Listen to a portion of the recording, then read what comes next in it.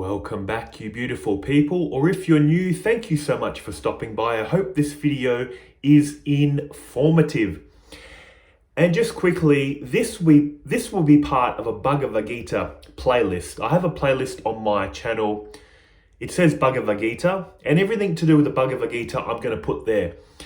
And if you saw my last video regarding the Bhagavad Gita, I was talking about how it was and is inserted in a longer story called the Mahabharata, the most epically long poem in history, the Mahabharata.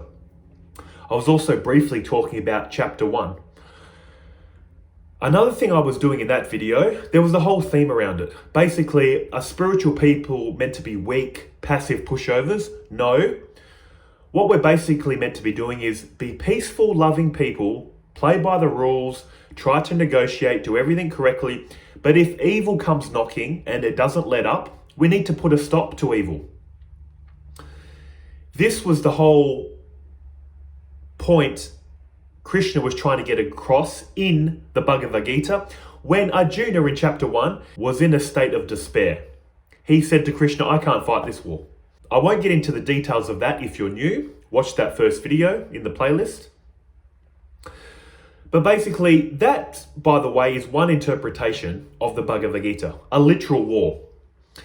There's other interpretations, which you might resonate with too, that this war is basically a metaphor for life.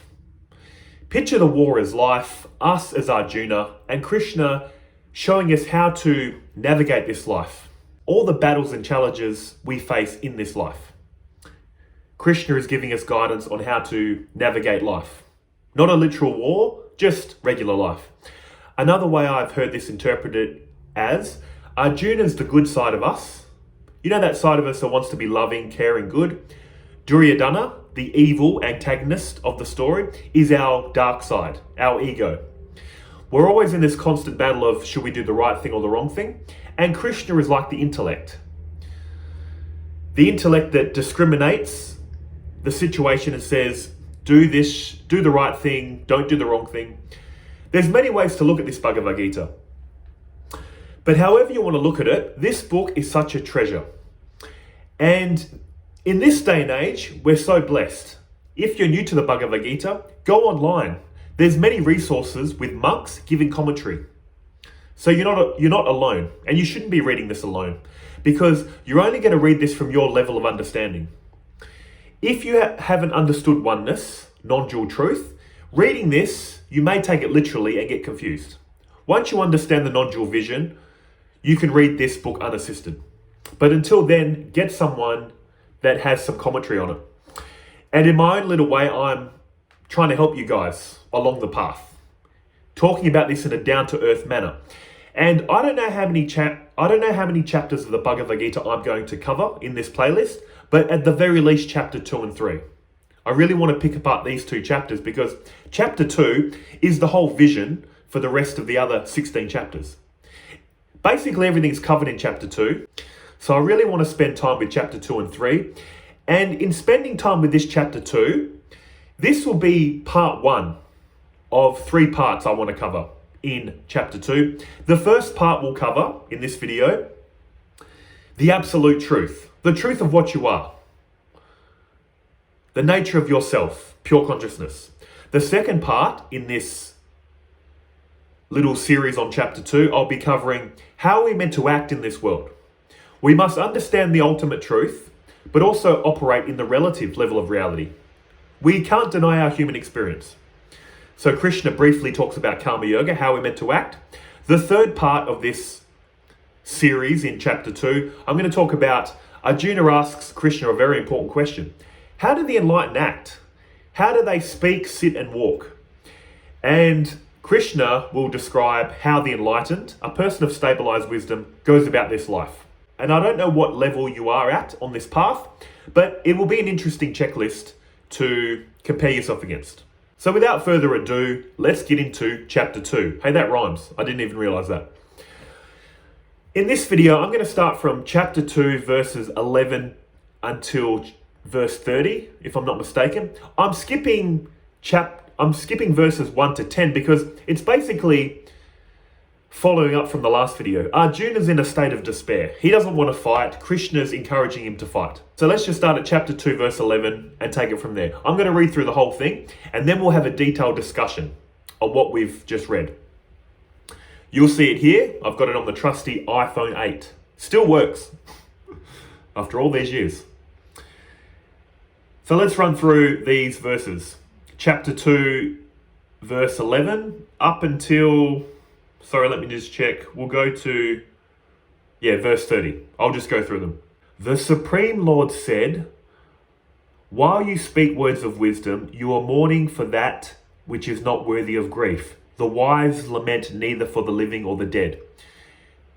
Just as a reminder, Arjuna doesn't want to fight. He's sad. He has to kill family members who are on the side of the antagonist cousin, Duryodhana. So he doesn't want to fight. So don't lament, because here's why, Arjuna. Never was there a time when I did not exist, nor you, nor all these kings, nor in the future shall any of us cease to be.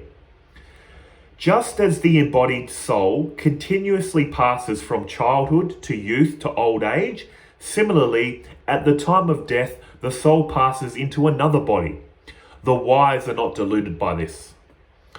O son of Kunti, the contact between the senses and the sense objects give rise to fleeting perceptions of happiness and distress.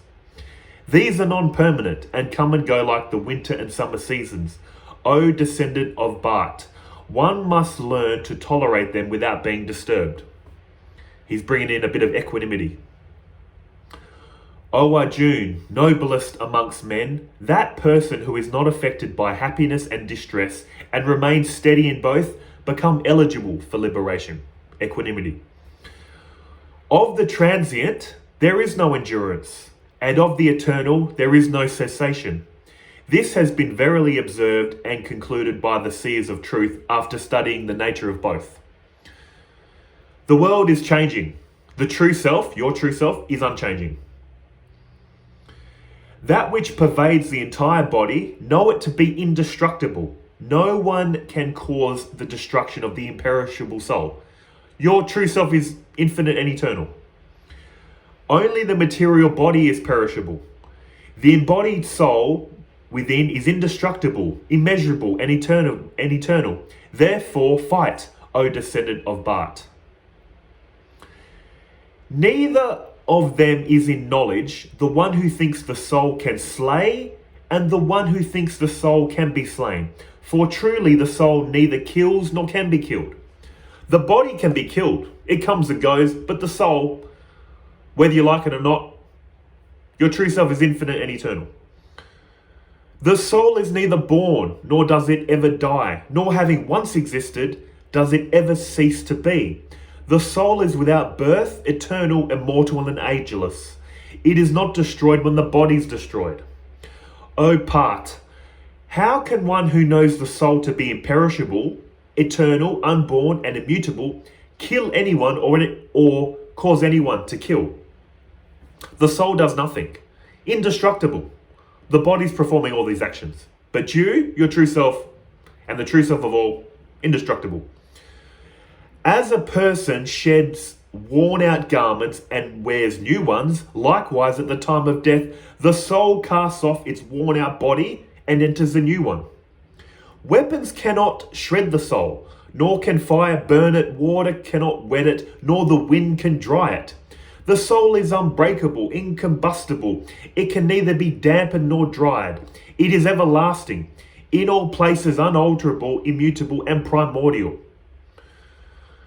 He keeps hammering Arjuna with the ultimate truth. The truth of Arjuna, of Krishna, and you, and me, all of us.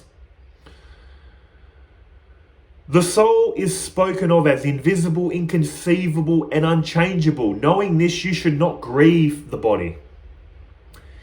If, however, you think that the self is subject to constant birth and death, O mighty armed one, Arjuna, even then you should not grieve like this. I like that part where he says, even if you think that the self is subject to constant birth and death. That word think. If you think there's birth, there's death. If you think there's death, there's rebirth. In the ultimate understanding, there is only the self of you, me, 8 billion, all of it. 8 billion of us and all the animals and all the plants. There is the one self appearing in all bodies and minds. It isn't coming and going, being born and dying. But if you think so, think you're going to die, you're going to be reborn. You're eternal, however way you look at it. That's what Krishna is basically saying. Death is certain for one who has been born, and rebirth is inevitable for one that has died. Therefore, you should not lament over the inevitable. You're eternal. Whether you believe in reincarnation or not, you're not going anywhere, your true self. This ongoing self, yes, it's going to be replaced with another one. And in fact, you're not even replaced. You're living all life simultaneously. O son of Bhat, all created beings are unmanifest before birth, manifest in life, and again unmanifest on death. So why grieve? Some see the soul as amazing, some describe it as amazing, some hear of the soul as amazing, while others, even on hearing, cannot understand it at all. O Arjuna, the soul that dwells within the body is immortal, therefore you should not mourn for anyone.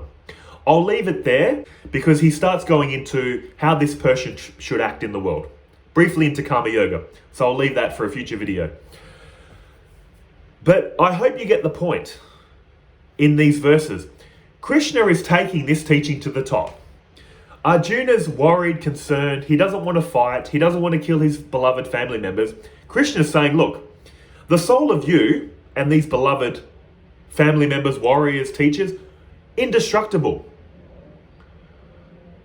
He's saying, of course, we grieve the form that these family members have appeared in and will pass away in. We grieve their form. But their true self, your true self, their true self, not coming and going. This reality is happening in 3 dimensions of space and 1 dimension of time. That's 4 dimensions. Your true self, the true self of all, is in the 5th dimension. Consciousness is the 5th dimension. And let's find this true self in your experience here and now. We're going to do self-inquiry. We're also going to investigate the 3 states, which are pointed at in that Om symbol. In fact, I'll be back. Let me just cut. Okay, I'm back. I just had to get this for a bit further on in the video, the Om symbol. But basically, let's pick apart self-inquiry. Let's go through the 3 bodies they talk about in Vedanta. Also, it can be known as the 5 bodies, the 5 sheaths. The 3 bodies are just a condensation of the 5 bodies. Just quickly, the 5 bodies, before we get into the self-inquiry: the physical body, the vital air body, the mind body, the intellect body, the bliss body, and consciousness, lining up these 5 bodies. These can be condensed into 3: physical body, subtle body, causal body. Let's just quickly run through the 5 bodies, the 5 sheaths, and then we'll consolidate them into 3. Just for your interest, just so if you'd like to know. The 5 bodies, the 5 sheaths: the physical sheath, the food body; the vital air sheath, dealing with your respiration, breathing, digestion, waste removal, all that kind of stuff; the mind body, dealing with your thoughts and feelings; the intellectual body, dealing with discrimination, taking in all the sense data and discriminating, coming up with a decision that is relayed back to the subtle body to cause the physical body to act. Also the causal body. The body that is basically like your subconscious. You can't experience the causal body, but you can indirectly experience it. How? How you think, act, feel, even how you're sitting, how you're listening, all your habits and tendencies are coming from that causal body, making you are what you think and feel you are right now. It's called the causal body, the bliss sheath. It's blissful because we only experience it in deep sleep, when all these other bodies shut down. That's why it's blissful. But let's run through these 5 bodies with self-inquiry and realize what you truly are, the true self, the indestructible self Krishna was referring to. First of all, we don't think we're the world. That's easy. That's not even part of our body. So don't worry about it. We're not this world. Easy. But this body, the first sheath, The food sheath, the physical body. Why is it called the food sheath? It's made from food, water, air, the 5 elements. That's what it's made from.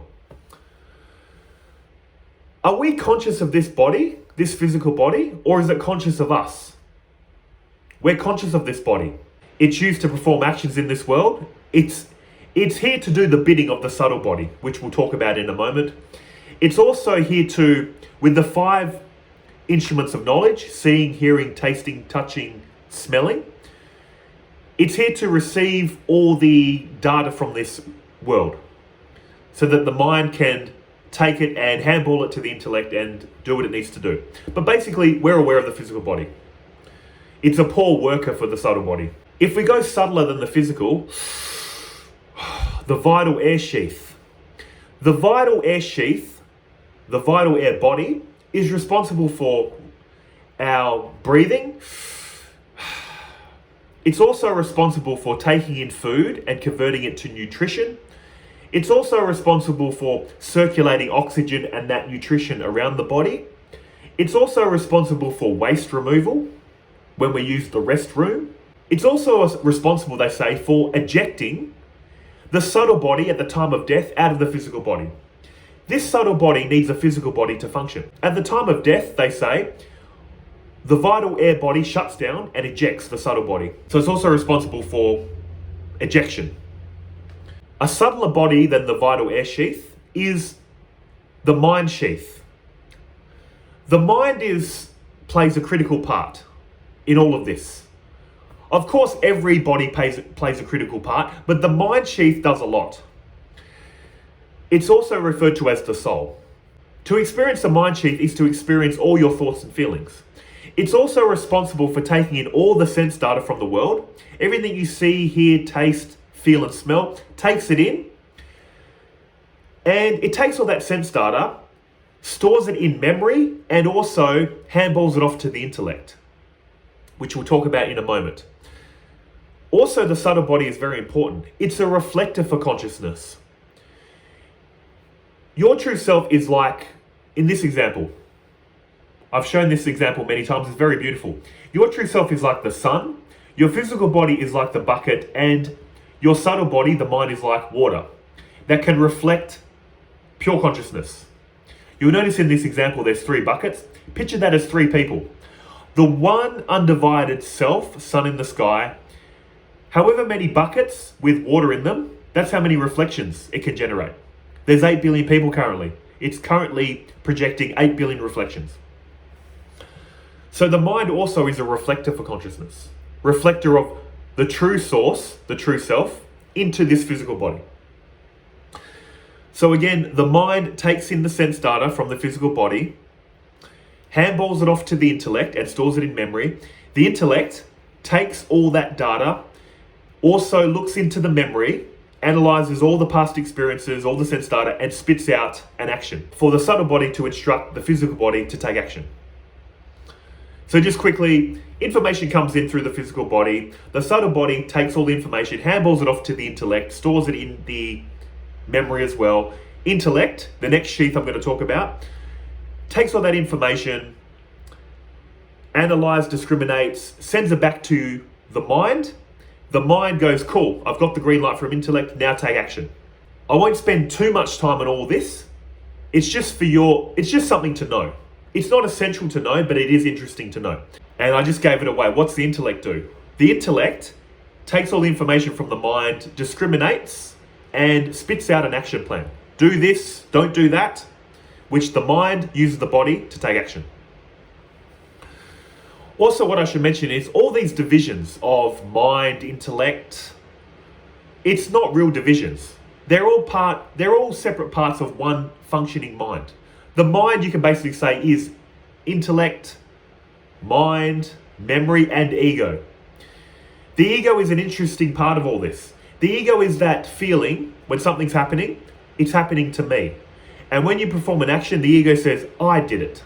It's this weird little thing that's inserted in all of this. But in any case, you're aware of the physical body. You're aware of the breath. You're aware of your thoughts and feelings, the mind. You're aware of the intellect, which what I was mentioning. You know that thought, I understand this, I don't understand this.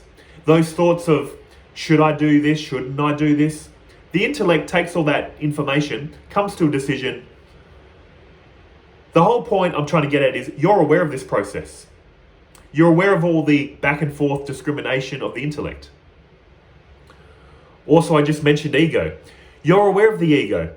You're aware of that sense, I did this, I did that, I'm so great, I'm such a loser. All the judging thoughts of the ego, they think they're so good, they're terrible. The ego is just a thought. You do not need to kill the ego, you can't.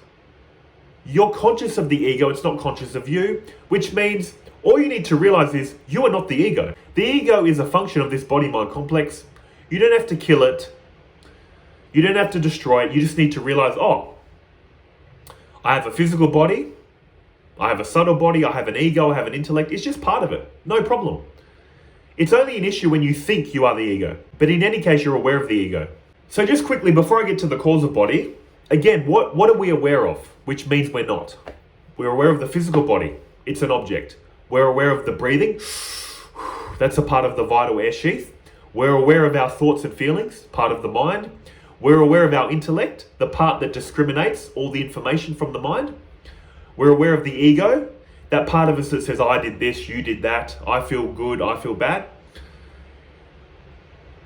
Now, where is all this coming from? The causal body. The causal body is that body that you cannot experience. Because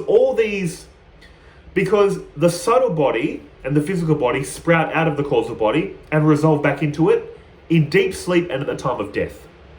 The causal body you can view as your subconscious. So you are aware of the causal body, but you're aware of it as a blank. You're aware of it as your habits and tendencies. However you think, feel, act, sit, that's coming from the causal body. It's causing you to act like this. How do you experience this? You experience it as a blank in deep sleep. A fun exercise I've used in another video. You're aware of your hands in front of your head. As you move them behind your head, what do they vanish into from your point of view? And what do they come out of? They disappear into a blank and come out of a blank. Now, if someone walks in the room, they're going to go, dude, your hands are just going behind your head and coming back out from behind your head. But from your point of view, they disappear into a blank, come out of a blank. And this is the blankness we experience in deep sleep. Just quickly, in the waking state, these 3 bodies or 5 bodies are in action. When we fall asleep, we lose awareness of the physical body. Now we're just aware of the subtle body, which is being powered by the causal body. That's a dream. When the dream state falls away, all we experience is a blank. And that's why it's so peaceful. If your true self is pure consciousness,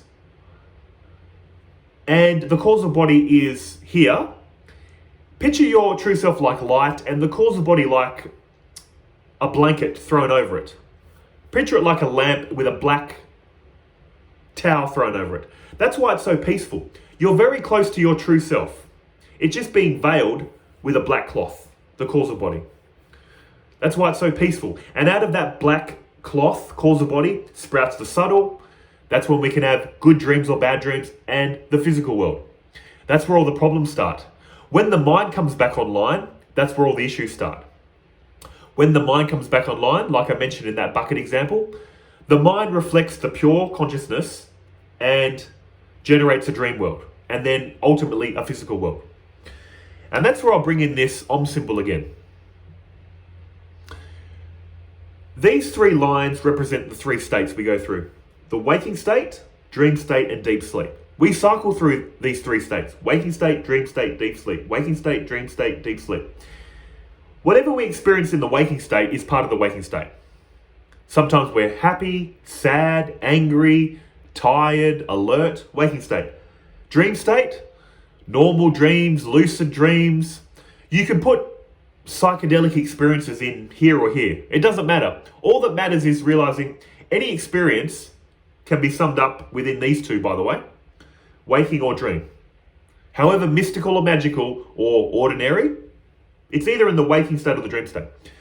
Deep sleep, like I mentioned, the experience of a blank.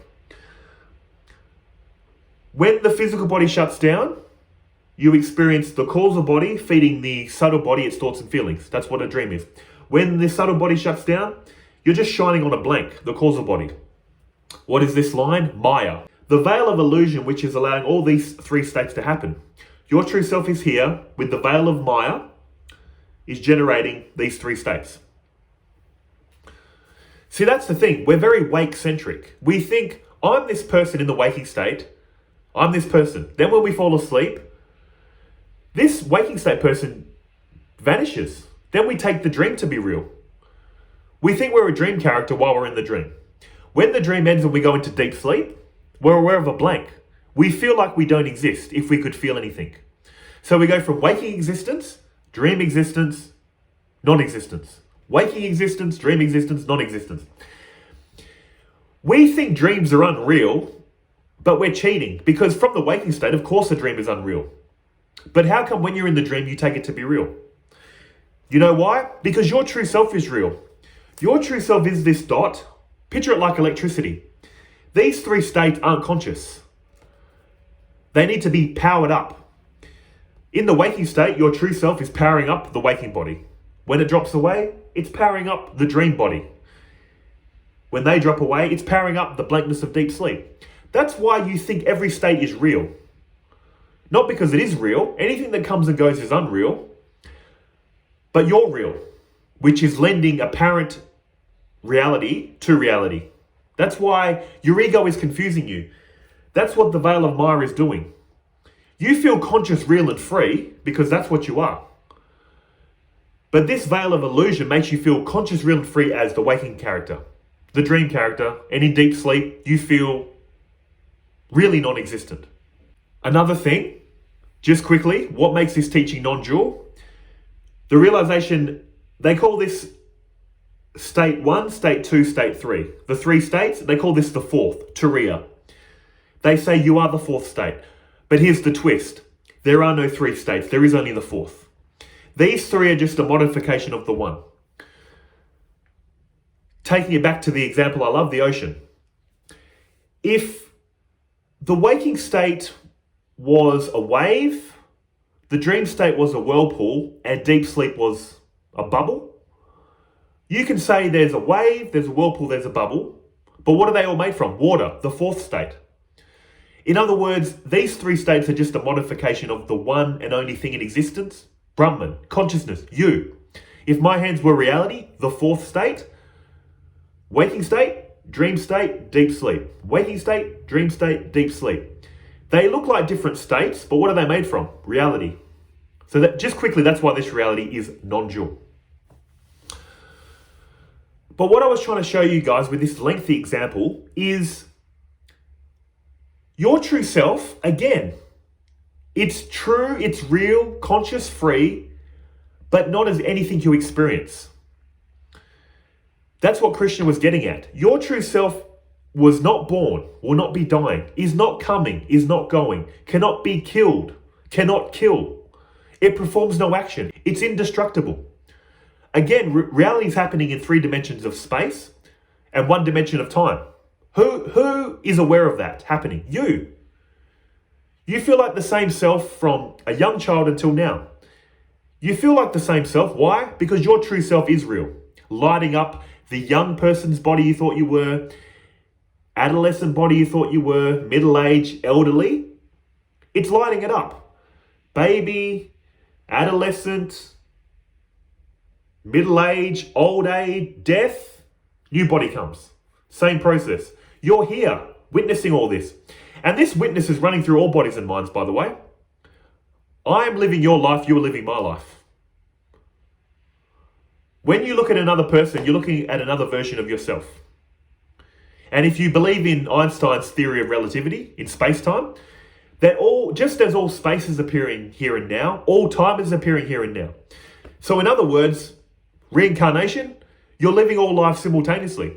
The person that you're angry at is another version of you. The person you love is another version of you. That's why treat everyone like another version of you, because they are you. You're living their life, and you're living my life, and I'm living your life as the true self. So that's basically what I wanted to get across in this video, guys. I hope all these examples made sense, and of course I'll always elaborate in future videos or in the comments. This first part of chapter 2 is really trying to show you the absolute truth of what you are. But here's the trap many people fall into. You need to understand the absolute. This will give you such a sense of peace and freedom deep down, realizing your true self. But you almost must acknowledge, as they do in traditional teachings, there are different orders of reality. There's the ultimate level, which we've just talked about, your true self. There is no one here, nothing to do. You're always in a state of peace. You're in the fifth dimension. You're not even in it, you are it.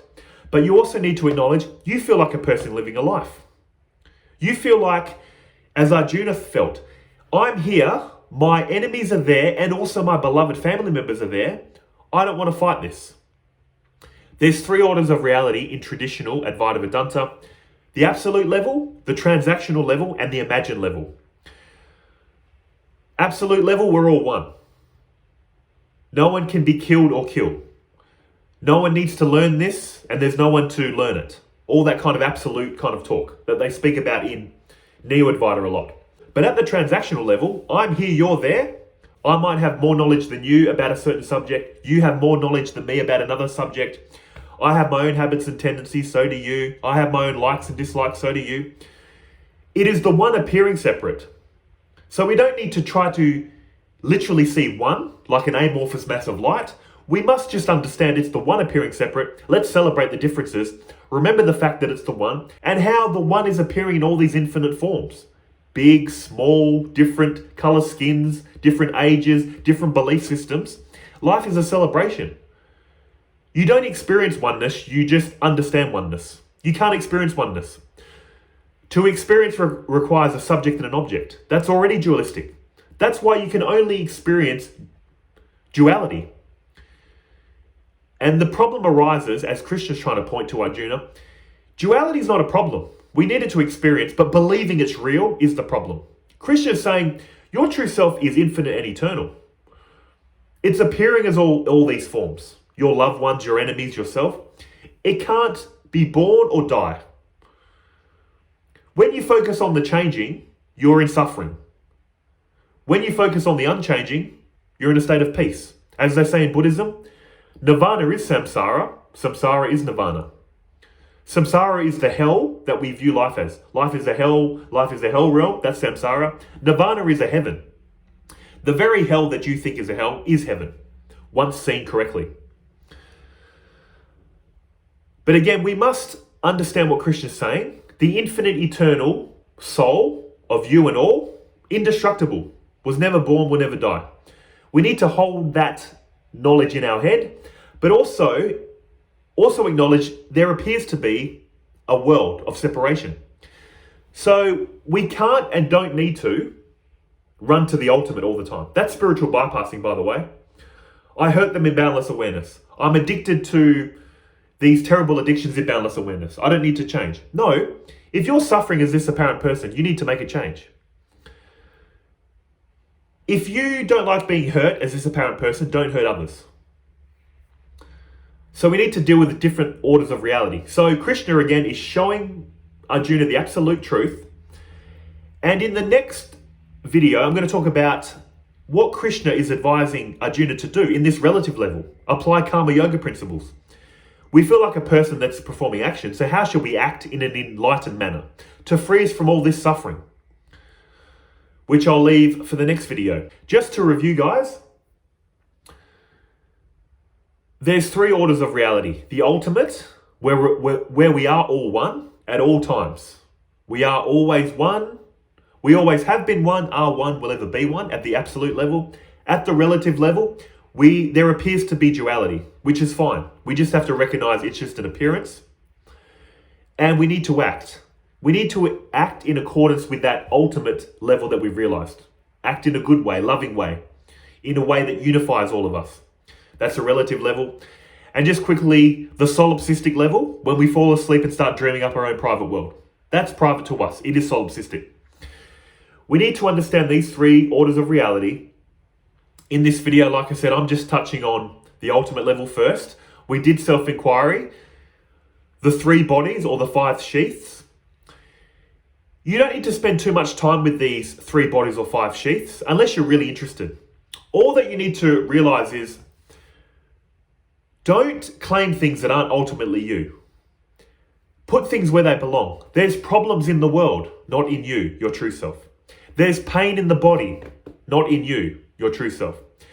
There's unhappiness in the mind, not in you, your true self. There's confusion in the intellect, not in you, your true self. So that's something I remember whenever I face challenges in life. Whenever there's a problem, I say, it's not in me, it's in the world. Whenever there's pain, I say, it's not in me, it's in the body. Whenever there's feelings of anger, sadness, annoyance, it's in the mind, not in me. Whenever I have confusion, it's in the intellect, not in me. This is a good exercise when you're going through problems. Pinpoint where the problem is and remind yourself, not me. I'm the witness of the confused intellect, the uncomfortable feelings, the pain in the body, or problems in the world. And of course, problems in the world, fix them. There's a problem, fix it. Pain in the body, take medication. Suffering in the mind, that's where things like mindfulness and meditation are so beneficial. No feeling can hurt you. No thought can hurt you. You're conscious of your thoughts and feelings. They're not conscious of you. So through self-inquiry, mindfulness, just sitting with uncomfortable thoughts and feelings, they'll eventually evaporate. They're like ghosts, phantoms. They can't hurt you.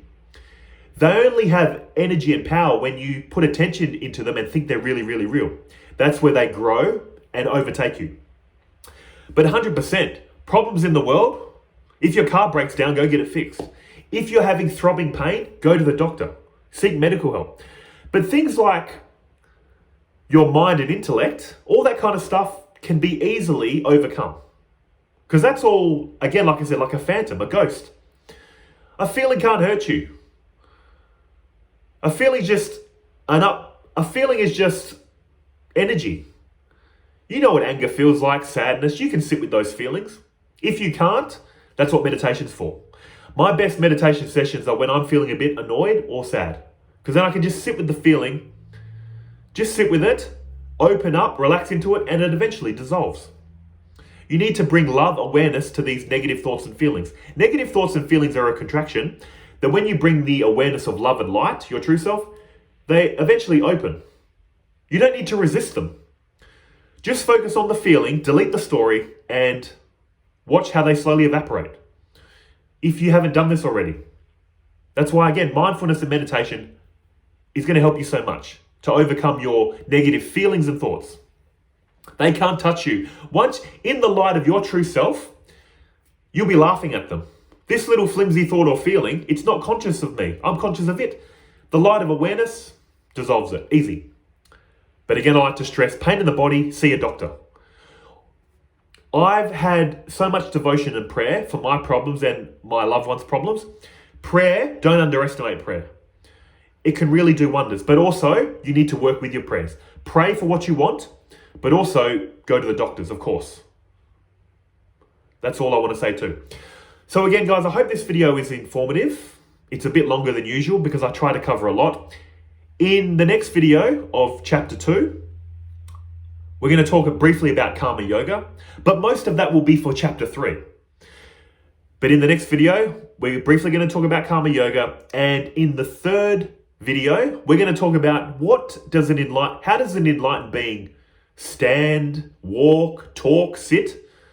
The question Arjuna asked, and Krishna will give him the reply. So I'll leave those beautiful insights for the future videos. But until then, guys, take care of yourselves, eh? See ya.